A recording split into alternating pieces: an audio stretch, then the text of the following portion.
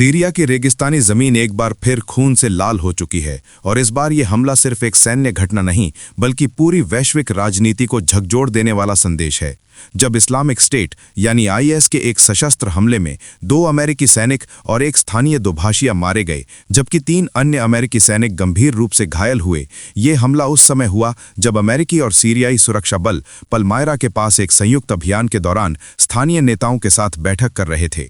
यानी ये हमला किसी खुले युद्ध के मैदान में नहीं बल्कि संवाद और स्थिरता की कोशिशों के बीच किया गया, जो इसे और भी भयावह बनाता है। पेंटागन के मुताबिक ये घटना शनिवार 13 दिसंबर को हुई और हमलावर मौके पर ही मारा गया। लेकिन सवाल यहीं खत्म नहीं होते, क्योंकि बाद में सामने आया कि हमलावर सीरियाई सुरक्षा बल का ही एक सदस्य था। हालांकि वो किसी नेतृत्व पद पर नहीं था, लेकिन सीरिया के गृह मंत्रालय ने स्वीकार किया कि 10 दिसंबर को हुई एक आंतरिक समीक्षा में उसके भीतर चरमपंथी सोच के संकेत मिले थे और उस पर निर्णय अगले ही दिन लिया जाना था। लेकिन उससे पहले ही ये खौफनाक हमला हो गया। अब ये केवल सुरक्षा चूक नहीं बल्कि एक गंभीर संस्थागत विफलता के रूप में देखा जा रहा है। इस हमले के बाद अमेरिकी राष्ट्रपति डोनाल्ड ट्रंप का बयान किसी चेतावनी से कम नहीं था। उन्होंने अपने social media platform truth social पर लिखा कि अमेरिका अपने नागरिकों की हत्या का कठोर बदला लेगा और मारे गए सैनिकों को उन्होंने महान देशभक्त बताया। पत्रकारों से बातचीत में ट्रंप ने इस हमले को भयावह करार दिया और साफ शब्दों में कहा कि दुनिया में कहीं भी अगर अमेरिकी नागरिकों को निशाना बनाया गया तो उसका अंजाम बेहद गंभीर होगा। अमेरिकी रक्षा मंत्री पीट हेग्सेथ ने भी यही रुख अपनाया और कहा कि यह हमला बिना जवाब के नहीं छोड़ा जाएगा। इस पूरे घटनाक्रम ने उस हालिया समझौते पर भी सवाल खड़े कर दिए हैं जिसमें अमेरिका और सीरिया ने मिलकर आईएस के खिलाफ अभियान चलाने पर सहमति जताई थी। ये समझौता हुए 1 महीने भी नहीं हुए थे और इसी बीच ये हमला होना दिखाता है कि आईएस अभी भी खत्म नहीं हुआ है बल्कि वो राज्य संस्थाओं के भीतर तक अपनी पैठ बना चुका है। और इसी बीच मध्य पूर्व से एक और बड़ी खबर सामने आती है, जहां इजराइल ने दावा किया है कि उसने गाजा में एक सैन्य अभियान के दौरान हमास के वरिष्ठ कमांडर रायद साद को मार गिराया है। इजरायली रक्षा बलों के मुताबिक रायद साद 7 अक्टूबर 2023 को इजराइल के दक्षिणी हिस्से पर हुए हमास हमले का प्रमुख योजनाकार था और वो हमास की हथियार निर्माण इकाई का प्रमुख भी था। हालांकि हमास या गाजा के स्वास्थ्य अधिकारियों ने अभी तक उसकी मौत की आधिकारिक पुष्टि नहीं की है, लेकिन गाजा स्वास्थ्य मंत्रालय का कहना है कि इस हमले में हमास के 4 सदस्य मारे गए और कम से कम 25 लोग घायल हुए। हमास के कई सूत्रों का दावा है कि रायद साद संगठन की सशस्त्र शाखा का दूसरा सबसे बड़ा नेता था और इससे पहले वो गाजा सिटी बटालियन का प्रमुख रह चुका था, जो हमास की सबसे बड़ी और सबसे सुसज्जित यूनिट मानी जाती है। अगर इजराइल का दावा सही साबित होता है तो ये हमास के सैन्य ढांचे के लिए एक बड़ा झटका माना जाएगा, लेकिन इसके साथ ही ये भी तय है कि इससे क्षेत्र में हिंसा और तेज होगी। अब रुख करते हैं यूरोप की ओर, जहां यूक्रेन इस समय भीषण सर्दी और भीषण युद्ध दोनों का सामना कर रहा है।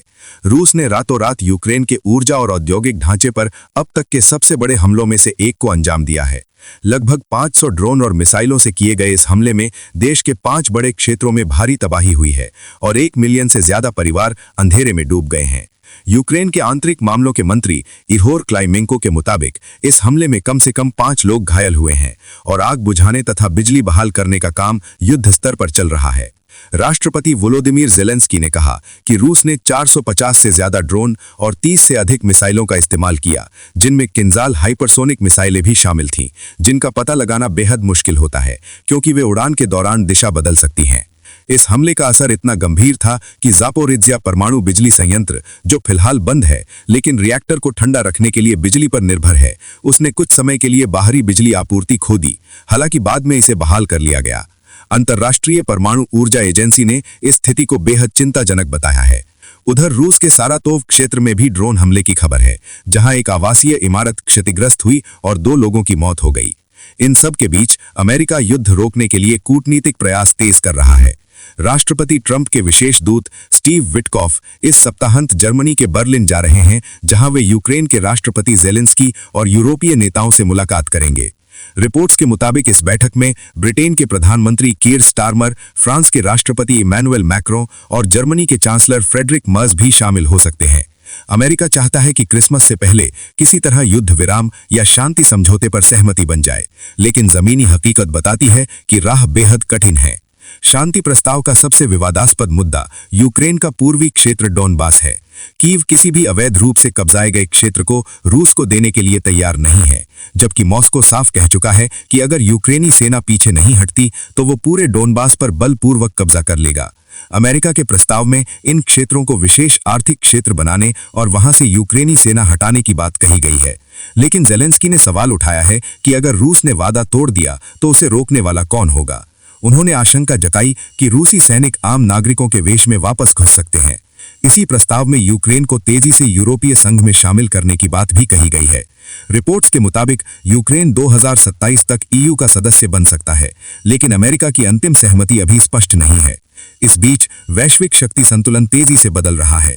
यूरोप और अमेरिका के बीच बढ़ते मतभेदों का फायदा रूस उठा रहा है। CNN के अनुसार ट्रंप प्रशासन यूरोप को रूस के साथ स्थिर संबंधों में एक बाधा के रूप में पेश कर रहा है, जिससे क्रेमलिन को रणनीतिक लाभ मिल रहा है। चीन की भूमिका भी इस पूरे परिदृश्य में बेहद अहम होती जा रही है। विश्लेषकों का मानना है कि चीन लंबे समय तक रूस को यूक्रेन युद्ध में समर्थन देता रहेगा, क्योंकि इससे अमेरिका यूरोप में उलझा रहता है और एशिया पर ध्यान कम कर पाता है। कमजोर होती रूसी अर्थव्यवस्था चीन पर और अधिक निर्भर होती जा रही है, जिससे साइबेरिया और मध्य एशिया में चीन के प्रभाव बढ़ने की संभावना है। बेल्ट एंड रोड इनिशिएटिव के जरिए चीन पहले ही अफ्रीका और एशिया में अपनी पकड़ मजबूत कर चुका है। इतिहास गवाह है कि अमेरिका ने सोवियत संघ के साथ प्रतिस्पर्धा के दौरान खुद को मजबूत किया था और अब चीन के साथ प्रतिस्पर्धा उसे दोबारा औद्योगिकीकरण, तकनीक और कृत्रिम बुद्धिमत्ता में आगे बढ़ने के लिए प्रेरित कर रही है। लेकिन यूरोप इस समय खुद को असुरक्षित महसूस कर रहा है। अमेरिकी नीति में बदलाव और यूक्रेन युद्ध ने यूरोपीय सुरक्षा ढांचे को हिला दिया है। दुनिया इस समय एक ऐसे मोड़ पर खड़ी है जहां मध्य पूर्व की एक गोली, यूरोप की एक मिसाइल और एशिया की एक कूटनीतिक चाल, सब कुछ एक दूसरे से जुड़ा हुआ है।